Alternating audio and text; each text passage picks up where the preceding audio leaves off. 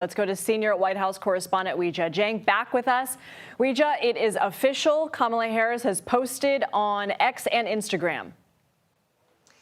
That's right, Lindsley. She just posted on social media to sort of lay out her case for choosing Governor Tim Walz, to really introduce the American public to this governor who, unlike many of the other top contenders who were vying for this spot, doesn't really have a household name. And she writes about, one of the things that stood out to her was his conviction on fighting for the middle class. You can see here, she points out that he was is a governor, a coach, a teacher, a veteran, and he has delivered for working families before. As we've been talking about, he served Congress for 6 terms, and now he's in his second term as governor. And then if you read all the way, this is quite a lengthy statement from her.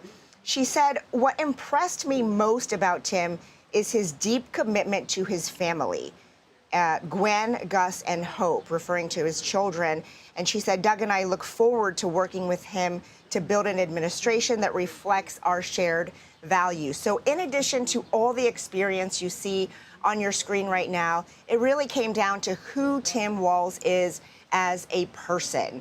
And that really mattered to Vice President Harris as she made this decision that came down to the wire. In fact, she didn't make it until this morning. And I just spoke with somebody who was very familiar with the entire process, who said that on the phone call to Tim Walz, the vice president said that we are underdogs and let's get to work. So she's not, allowing all the momentum, the excitement that we have seen in recent weeks to cloud all the work that is ahead. And they really wanted to try to capitalize on this moment, get even more excitement, because the team is well aware that, that enthusiasm could dwindle. And so they want to gen up as much support, as much excitement as possible while they can, with, of course, today's big announcement. And I should point out, Lindsay, that you mentioned, but in case our viewers didn't hear this yet, what's really interesting is it was so close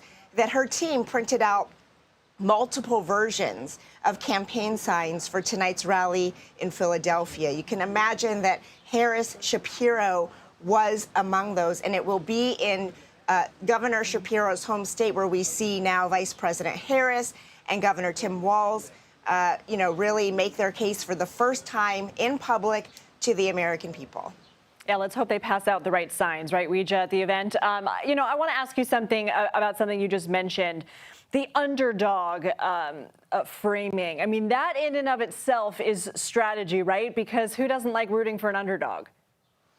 Right, and who doesn't want to give more money to an underdog that is actually doing quite well? And in our latest CBS News poll, Harris is actually up by 1 point nationally and tied in the critical battleground states. And that 1 point is really important because Biden never enjoyed that lead. In fact, when he left the race, he was 5 points behind. But 1 point is still, not significant enough for them to lean back and say, okay, we can relax now.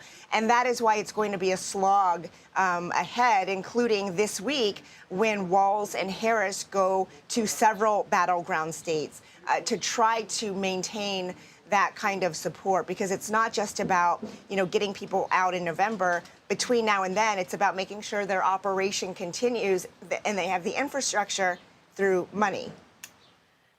Weijia Jiang, thank you.